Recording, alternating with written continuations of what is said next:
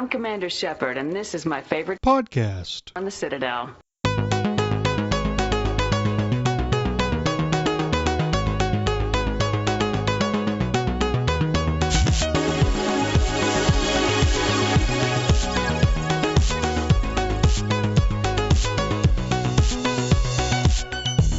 Welcome to a special edition of Andromenerds, the #1 Mass Effect podcast on the internet. In the world. My name is Minius of Minius GC, and with me are my co-hosts, Tucker from MassEffectFollower. Hello, everyone. There you go, that's very zesty. And the one and only BioFan. Hey, everyone. How's it going? I apparently have a zestier intro than Tucker. Also, we're going to have a third person on, and we keep on teasing it, and it's no longer intriguing. Ability Drain is going to be our final co-host when we can get our stuff together. We had, technological problems, and weather problems, and college student problems. Just all the problems. Yeah, speaking of that, Tucker, this episode is going to be a little bit short. What the hell's going on? Yeah, I live on Hilton Head Island, South Carolina, which is currently under an evacuation due to the hurricane that is nearing. From my understanding and the history of this island, a Category 3, maybe a strong 2, will flood the entire island. And supposedly this hurricane is a Category 4 or 5. So Why have you not left, is my question. Honestly, I don't think we really need to be evacuated. I don't think the hurricane's going to hit or do much damage. Oh, so you don't know it's going to hit? No, it's like near. a 40% is going to hit, but, people are freaking out. So it may hit somewhere else. Wait a minute. I saw the cone. The cone pretty much goes directly up the coast. Literally, when this podcast launches, the eye of the hurricane could be directly over your house. It could be. Okay.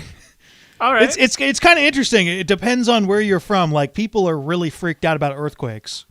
I'm not. I'm from California. Doesn't bother me at all. Hurricanes freak me out, though. Like, freaked out. And Tucker does not give a shit. Well, no, I don't think it's going to... I really don't think we need to be evacuating. I don't think it's going to do much. I'm originally from Houston, so, I've lived through a few hurricanes. Nothing like Cat 4 or 5, but, enough where trees fall on your house and stuff. But I'm originally from Houston. I live in Austin now. So, we don't have hurricanes. We just have, really hot days.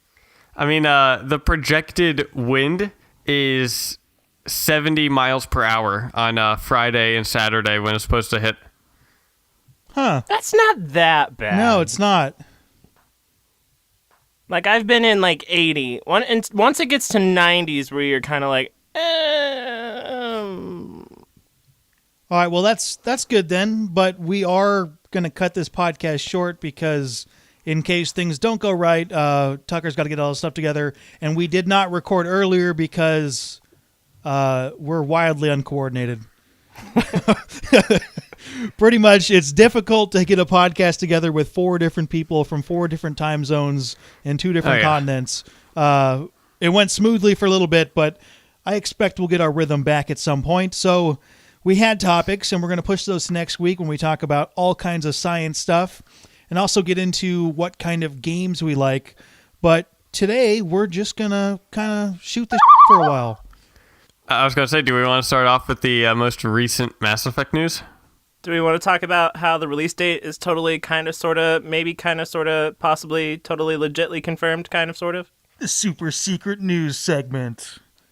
Boom! It's hard to do news when we can't record whenever. What's going on? Yeah. So, okay, do you want me to do this, chronologically, or, the full... Do it in whatever order you feel is most entertaining. I will do it in the full chronological, full umbrella story. Okay, here we go. So, a week and a half ago, a Tumblr user named Sunshine Ida she was working at her bookstore, and she was like, I'm gonna go see what's on, this kind of ordering website for bookstore employees, see what Mass Effect stuff is up there. And she found that the art book for Mass Effect Andromeda was up there with the release date of March 21st. And if you look at Dragon Age Inquisition's art book, it also launched on the day of launch. So people thought that, and myself included in this, people thought that maybe this was an indication of when Mass Effect Andromeda would release as the game alongside the art book. And then, just like, what was it, yesterday, or I guess now when this comes out like a few days ago, Dark Horse and Amazon released further details. Dark Horse said that it would be coming out on that the art book would be coming out the 21st. Amazon said that the art book would be releasing simultaneously with the game. So normally I would take that as ironclad. I do not trust Amazon, but well, I mean, I have a feeling that that's right anyway. If you look at like all the strings on the corkboard, we knew that March was like the most likely month because it was the last month in EA's quarter system in which Andromeda is scheduled to release, and BioWare would probably want to go later into whatever time frame they have so they can polish up the game more. March would be the last month. There are 4 Tuesdays in March, which is kind of no-brainer. But and then there was Amazon has a placeholder date of March 31st. The 31st is a placeholder day. The placeholder month for Amazon is December, so the fact that they put it for March kind of maybe telling you something. Amazon does really like to put dates on stuff when they don't have the information. I believe all the logic is there, and I'm going to let you continue, but yeah, I can't put 100% on this one, but go ahead. I mean, yeah, like out of all the sources, Amazon's the one I trust the least, but the fact that the art book is coming out on the 21st... The Dragon Age art book released same day, right? Yeah. And that's the most recent pattern that they've been doing. The Art of the Mass Effect Universe book came out about a month before Mass Effect 3 came out. And that had spoilerish stuff there, but that again was 2012 and 2014 a while ago. A lot more recent. Yeah, BioWare had different leadership, a lot of different people back then.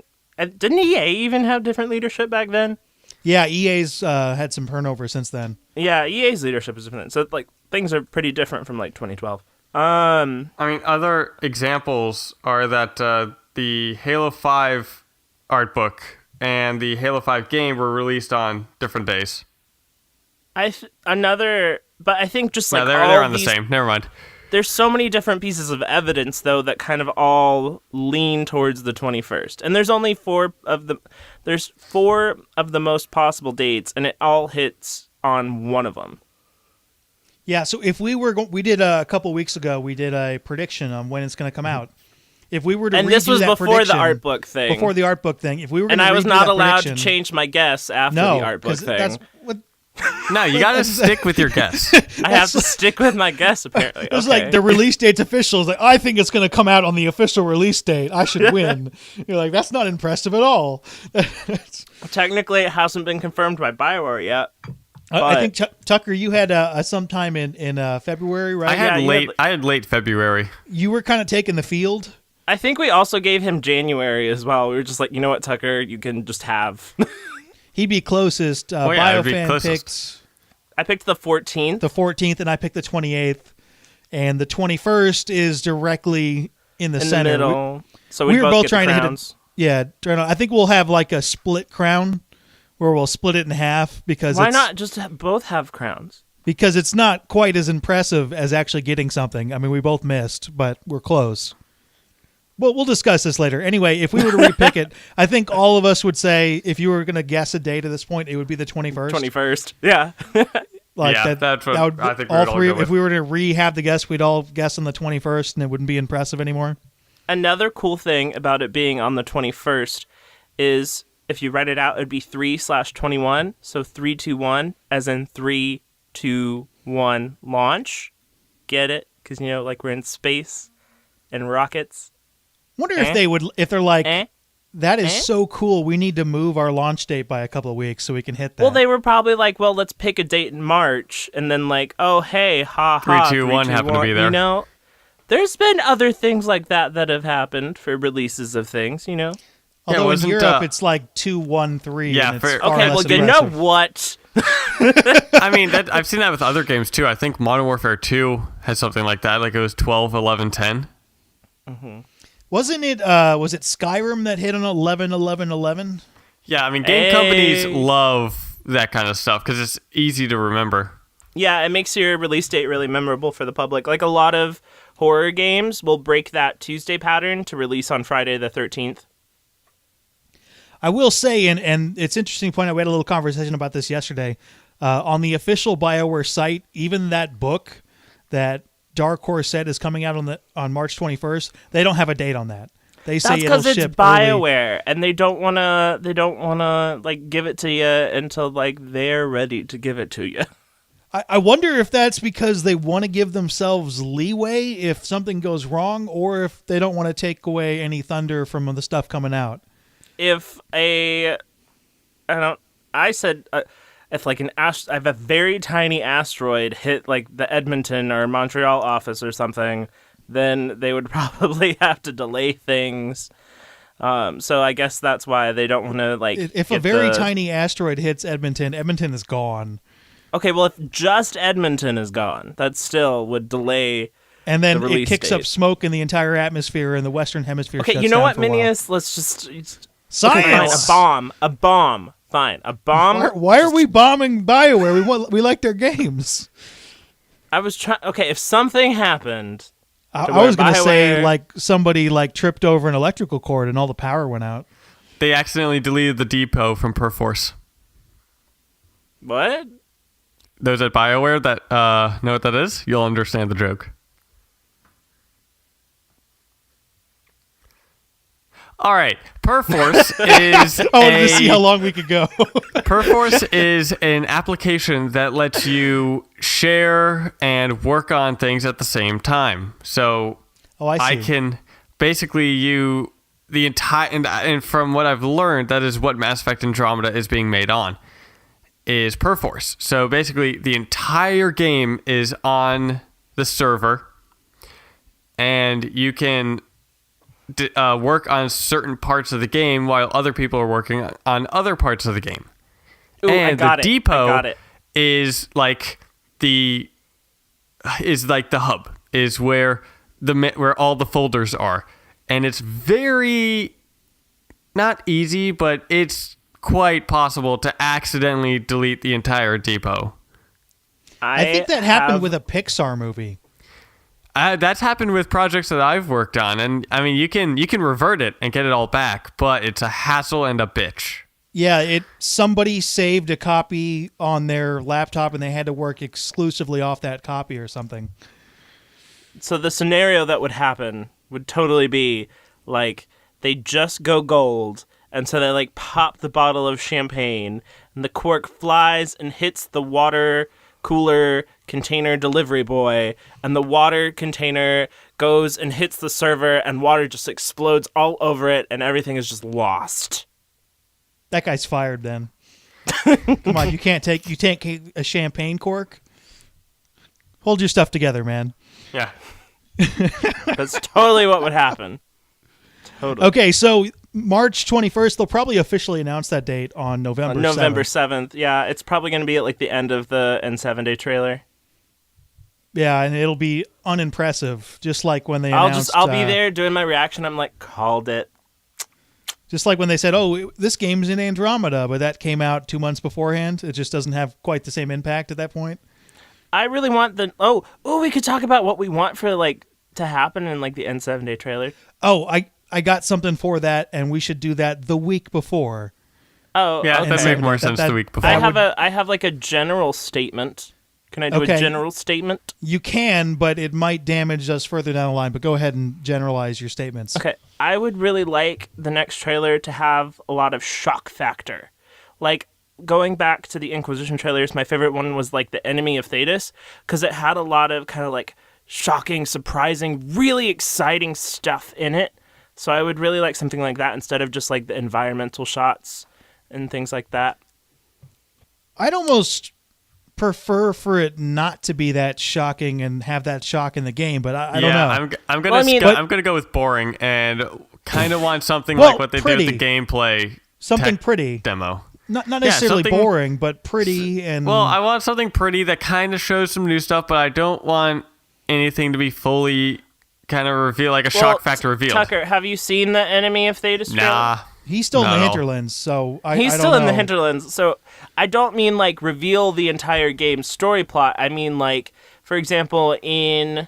Maybe the hurricane will blow my character out of the hinterlands.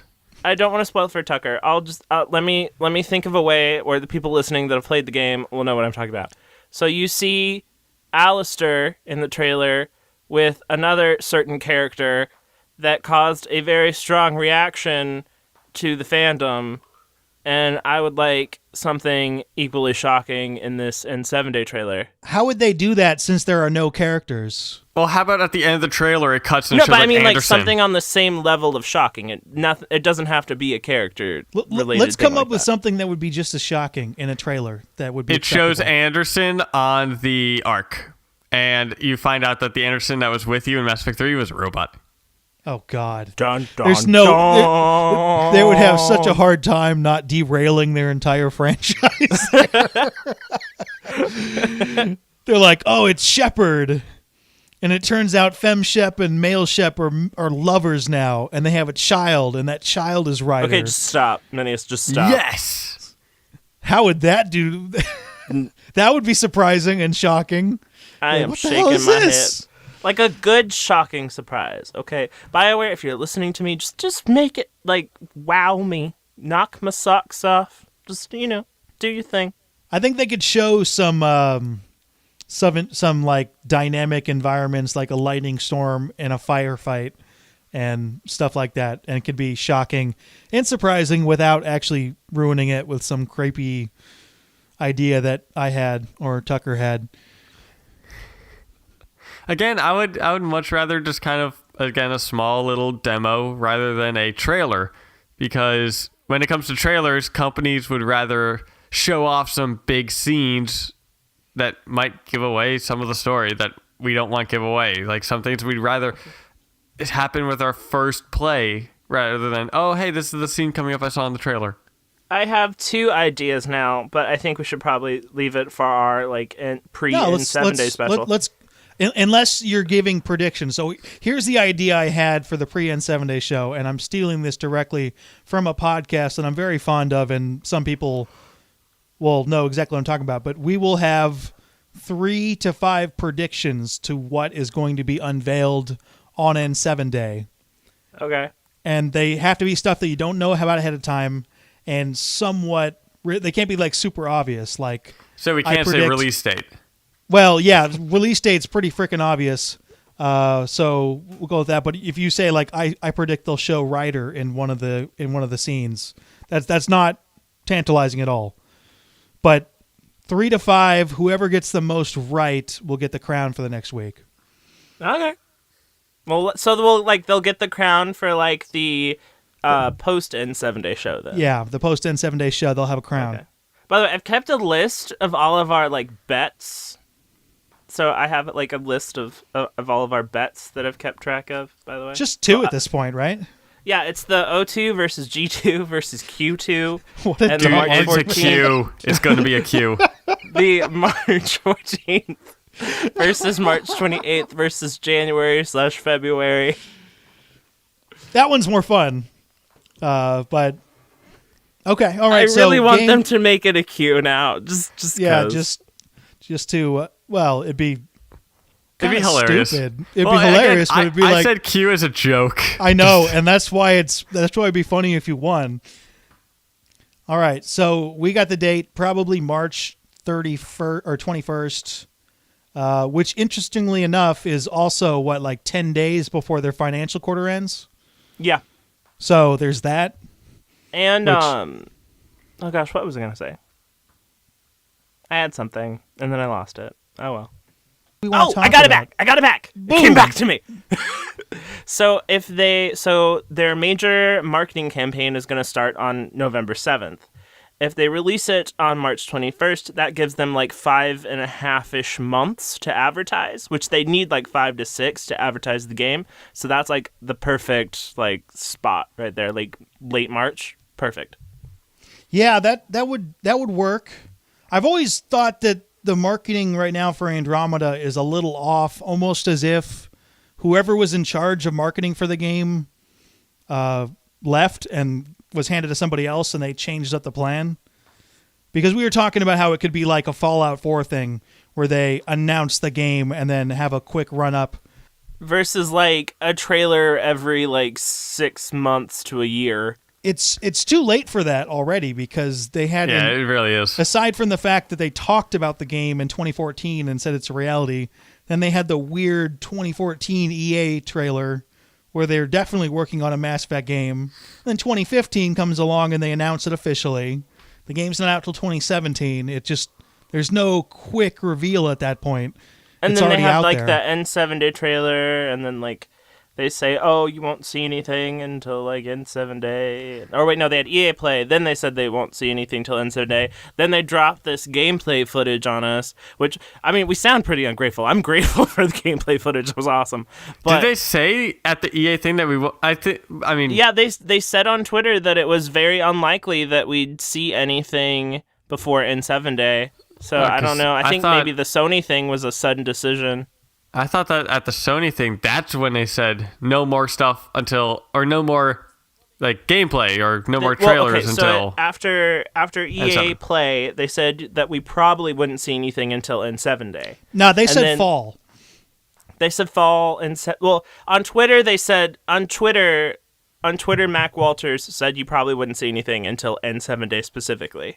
I don't remember that, but... He replied to someone when they asked if we'd see anything before N7, and he said probably not. Okay.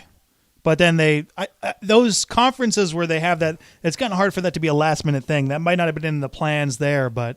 Maybe it was planned after those tweets. Oh, here's something we can talk about that we can shut it down real quick. PSX finally got announced, which is their own little Sony conference, and it's the largest game conference between now and release, and now there's a minor connection between Mass Effect Andromeda and Sony, which there's never been any BioWare connection before, so there's a chance that we'll get a look at PSX coming up in December.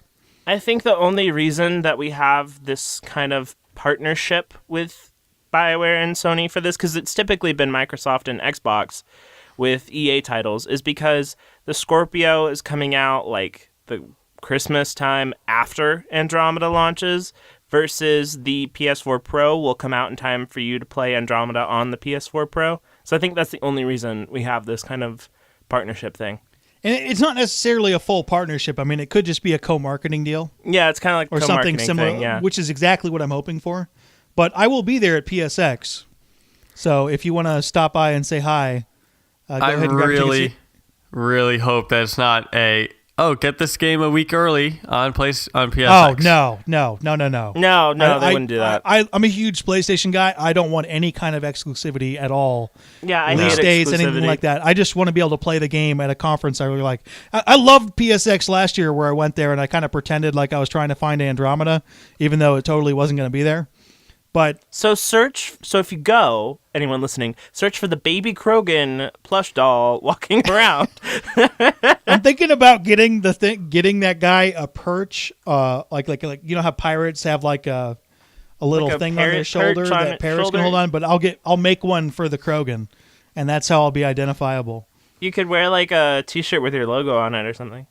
No, I figure having a Krogan on your shoulder is more identifiable, but who knows? Or you could wear a t-shirt of both BioFan and Mai's channel on it. Yeah. And then do a you little could put like promotion that way. Minius on the front and BioFan and N7 or Mass Effect follower on the back. You know what? I'll print out the very first Andromenerds t-shirt, and that's what I'll be wearing with a Krogan on my shoulder. There you go. New marketing coming up. But anyway, PSX. You guys, how many video game conferences have you guys been to? I've been to EGX in London. And I've been to PAX South in San Antonio. How is that, by the way, PAX South? Because that's the third or fourth PAX? It was the second PAX South last year when I went. I need to get my tickets for this year. But it was the when they did it, it was at it happened to be a weird time when like no big games were doing marketing. So there wasn't any kind of event that was big to go to. I did go to like some like Dragon Age fan hangout kind of deals with Mike Laidlaw. And I mean, it was okay. I got some cool merch. There wasn't any talk that I was like, ooh, yes, gotta go see that. So it was kind of like they didn't have anything exciting that year. I think the first year BioWare went to the first one and had like a bit, like an actual panel at the first one. I think just the second one, the timing, they didn't have anything significant. So I'm thinking this next year, because it will be in January, so February, March, so it'll be 2 months or so before Andromeda launches. So I'm thinking BioWare may go back to PAX South, because BioWare likes the PAX conventions. So I think that BioWare may make an appearance at PAX South this Plus, year. they got a studio right there, pretty much, right? I mean, not in San Antonio, but Austin. No. Oh yeah, Austin. Yeah, I mean, that's close. Yeah, I mean, it's like Texas 2 hours is huge, away, but yeah. Yeah, San Antonio, PAX South, which was PAX South created before PAX Australia? There's 4 different it was PAX created, events. I think, after or like really close to the creation of PAX Australia. So I made a decision earlier this year to go to PAX East instead of to PAX West, or formerly known as PAX Prime, and that was not a great decision. But I got to go to Boston. Yeah, PAX Prime is typically where BioWare like always goes. I thought there might be something starting marketing there, because the game at that point was scheduled for 2016, and that would have been a place to start. But whatever, Ooh. I had fun. Still, PSX was my favorite. PSX, I got the most massive case of ADD. I went there with a couple of friends, and we would be having a conversation, and I would see over one of their shoulders like a new game I'd never seen before, and I'd just leave and walk over to the game. At EGX, mid-conversation. At EGX in London, I got to play the Dragon Age Inquisition multiplayer before it launched, and they put it on like some super hard mode and made like a competition, and like if your team somehow managed to like make it through the level, then you like got t-shirts and stuff. Cool. We did not win. Me and a Billy Drain did that. We did not win. We were like, like we kind of have to, because, of what we do, and we totally lost. But PSX, first weekend of December, PAX South, January 27th through 29th, 2017. And, yeah, I mean, fun. If you're in the area, but PSX is in Anaheim, California. And I'll probably be at PAX South this year. I need to get my tickets and hotel things straightened out, but I'll probably be there. So I'll have a t-shirt with my logo on it. You can bump into me if you want. Well, we could have the Andromenerds. Well, yeah, one of us will be at both of those. So yeah, hopefully Mass Effect 2, if we'll get more information on that, hopefully we'll get a little bit of a heads up, because that'll be more interesting. Last year, typically BioWare announces they're going to, like, if they're going to have a major presence at a con, they don't announce it until like maybe a week before at most. Like, it's typically like, they're going. Which is fairly annoying. Which is that kind of is so annoying. I know last time there were some third-party games or games that weren't Sony exclusive there, like, Destiny they had a co-op with, but Battleborn was there, other stuff. So maybe not. I would put the percentage of Andromeda being at PSX at like 30%. Hey, Kelly, is there anything I should know? You have unread messages at your private terminal. Kelly! Oh, right. Yeah. At that point, we don't really have an established way to go from there. No, not really. When you're listening to this, you hear the clip. We don't hear the clip. It's all silence. Kelly, hey, what's up? All right. First one is from Austin Holt, and he asks, since the romancing mechanic is going to be updated, how is it going to function? Is it going to be like a little bit better than just going to some part of the ship after a mission and talking to them like it's normally been in Mass Effect? I would much prefer a more improved upon Inquisition-styled romance, where you're able to pick who you want and then go on dates and other things. What are you guys wanting to be able to do? And I have a clogged nose, so have fun with that. Was that in the? I was kind of hoping that was in the message. Does he have a clogged nose, or do you have a clogged nose? I've had sinus problems for the past few days, and right now it's a very stuffy nose. So that's going to be very fun for you to edit, Minius. Yeah, well, you're going to have a hurricane heading up your ass, so that's okay. So speaking of, I'll just edit you out of the podcast and say rip. But I forget if it was Mac Walters or Aaron Flynn, but one of them said in like a post EA Play interview with, I think it was IGN, that the romances would feel more natural and more organic. So I'm thinking maybe like Inquisition style, but probably more improved upon. I would guess a slight improvement on Inquisition. Yeah, I would guess nothing really major, but I would guess that too. maybe more like in mission dialogue, romance specific dialogue in mission, maybe. I hope it's not just go to your ship and talk to the people, because I like to talk to every single person, and especially Mass Effect 2. When I was talking to Morden after every mission, he said, "Oh, it was a chore to like go to every single floor of your damn ship." I enjoyed doing that. Yeah, but Morden was going like, "If you're hitting on me, I'm not into that." I'm like, that wasn't my goal here. I just like talking to you. But that was kind of a joke. It was great. And then I also accidentally got in a romance with Jack, and I had to shut her down very quickly because I wasn't going for that. Jack's romance is fun though. I like Jack's romance. And I wasn't trying to romance her, and I accidentally romanced someone. What in the question we were talking about dates or something like that. You can do little missions and stuff. Yeah, maybe Not quite semi-dates, semi-missions, doing special favors that trigger stuff. Because in Dragon Age, they've had like romance-related quest dialogue or romance questy kind of thingamajigs. If we leave the ship, I think that would be the big thing. Like if we leave the ship for like romance scenes, that would be good. Actually go to neat planets. Bang in exotic locations. All right, what else we got? FirePaul23 asks, in Mass Effect Andromeda, would you like to find a planet that, similar to real-life Earth, they have never seen an alien before and have not mastered space travel? So this is a very good topic that we're going to talk about next week. Alrighty. Which is on my list of stuff, so I might just cut this out. But actually, no. Stay tuned next week. There we go. We will be talking about this kind of stuff. All right, the Dovik asks, how worried are you guys for Andromeda and the future of Mass Effect? Like, we kind of touched on this a little bit. I'm assuming by worried he's talking about the series ending, right? Well, I think he's just like, are you worried about the game? I don't feel worried at the moment. I'm sure, like every game has its faults, but at the moment I don't feel like they've taken so much feedback from Inquisition and they've taken feedback from other games. Ooh, big other important piece of news. So there was a leaked article that's like the November issue of PC Gamer in which there wasn't any real like things we don't already know already.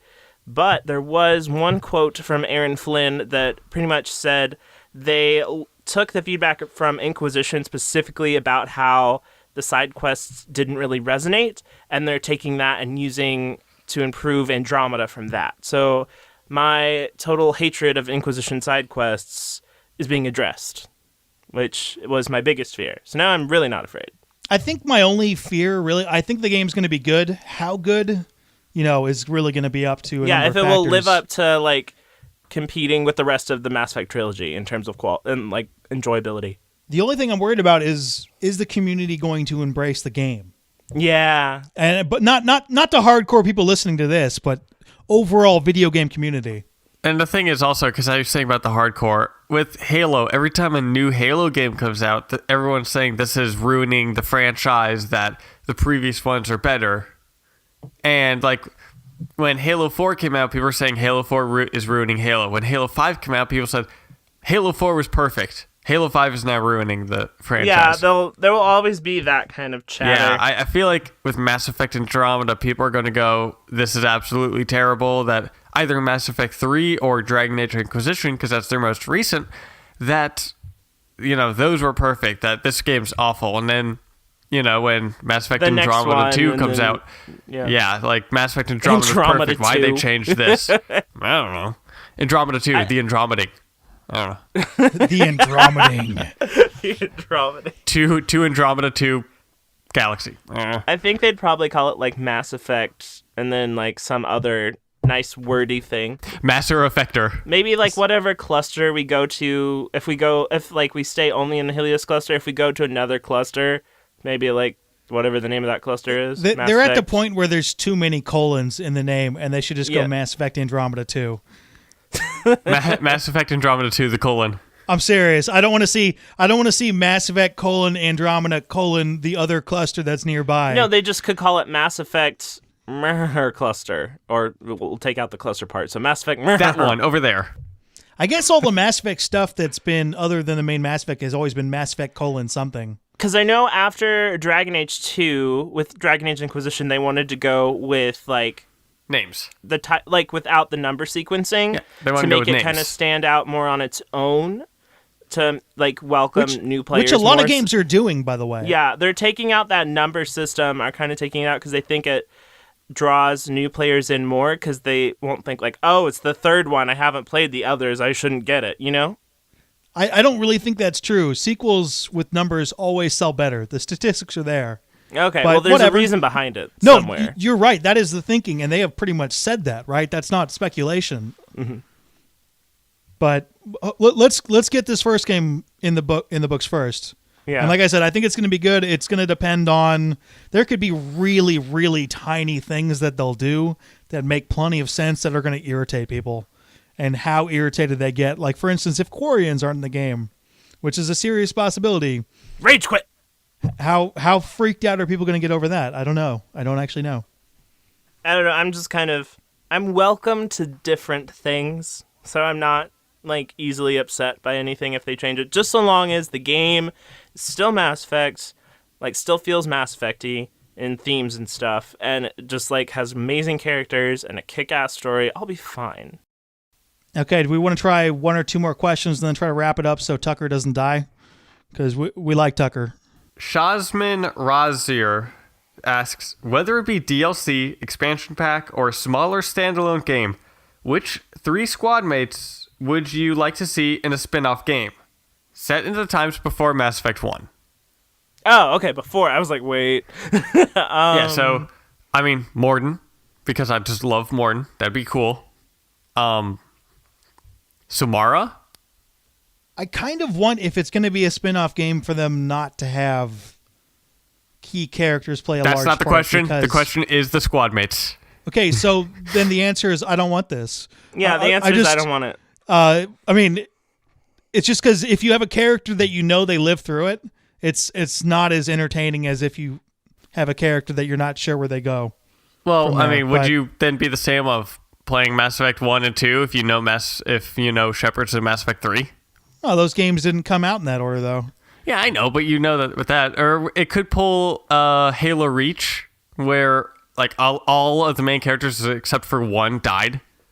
How about, like, which characters would you like to see more content of? Morden? And it kind of fits in with this. Morden, Samara, because I just feel like, because how old she is, that her experiences would be pretty cool. A game with Arya as like a permanent squad mate would be fun. I'd like to see the Samara Nihilus battle that she talks about briefly in Mass Effect 2. Do you guys remember that? He talks about how she chased a Spectre across, and it was Nihilus. Because Nihilus broke the code by doing his Spectre stuff, and so she decided she had to kill him. And she pretty much chased him through the woods for like 2 weeks or 2 months or something like that. Yeah, I remember that. And that'd be something like a cool survival game with those two. One that I think would be kind of cool that people might not think of is, what about Legion? Legion's pretty new, though, isn't he?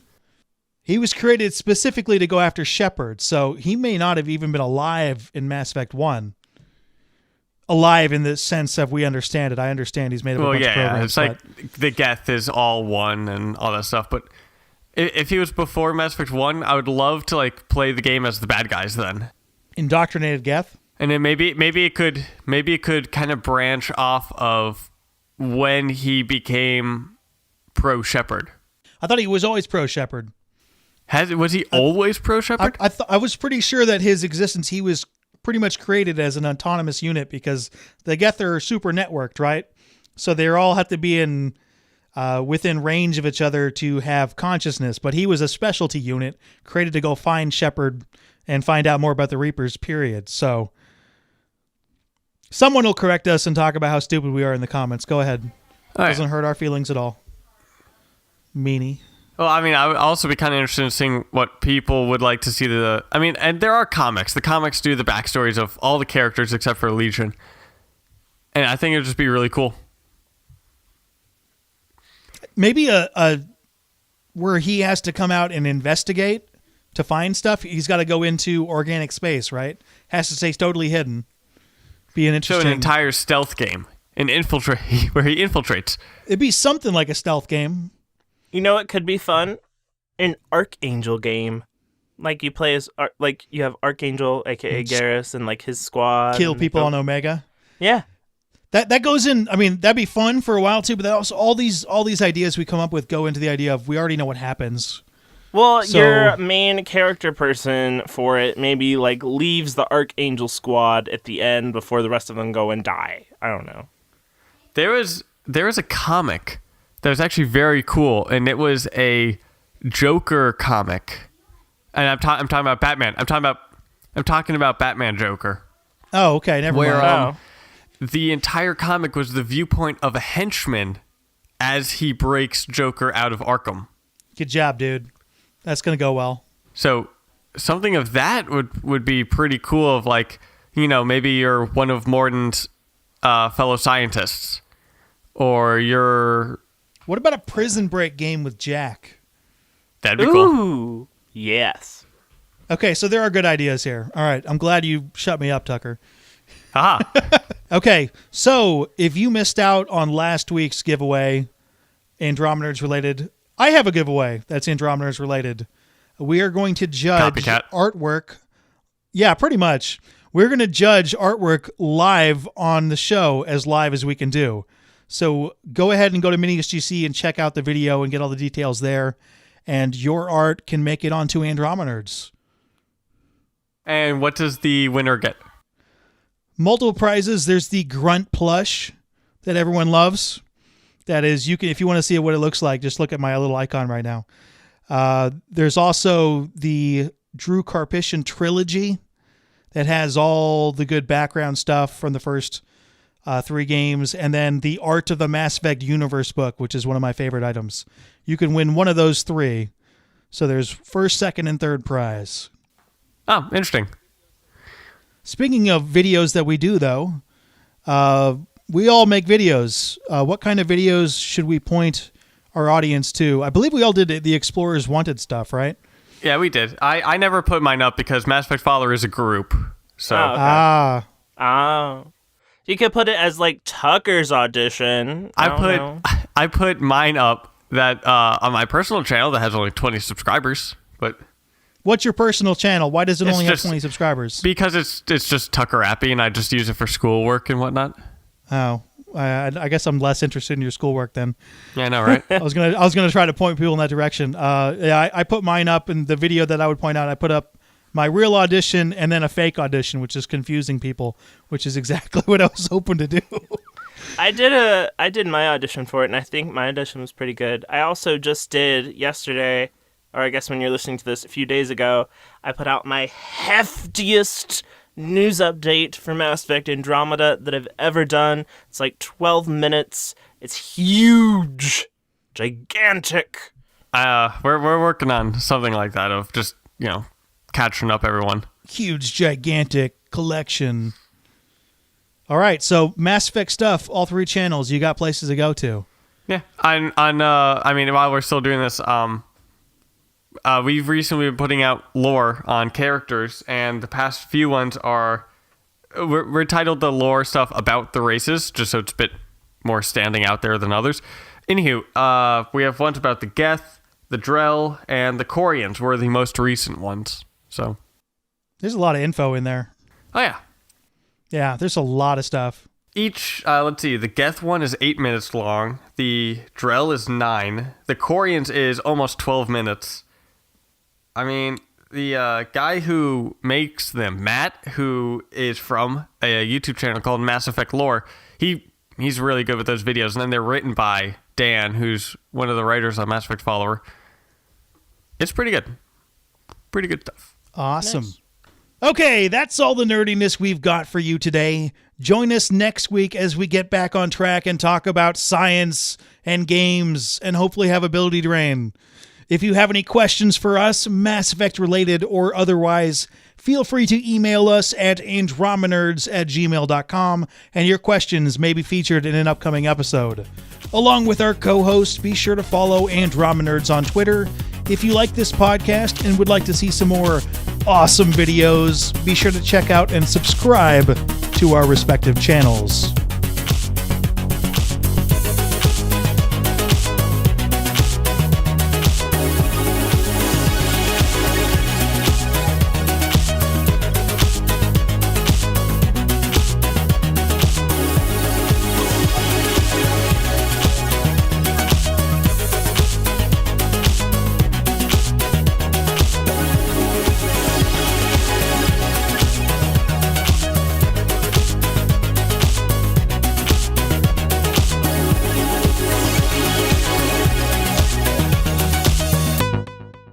Shepard, how can I help?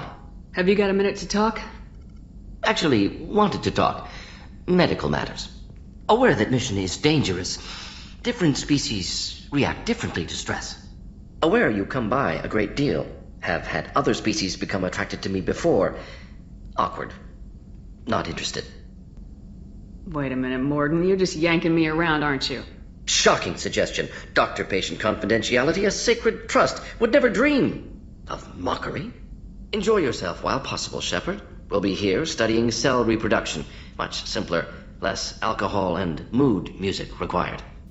Only you will know this, Minius, but I just muted myself.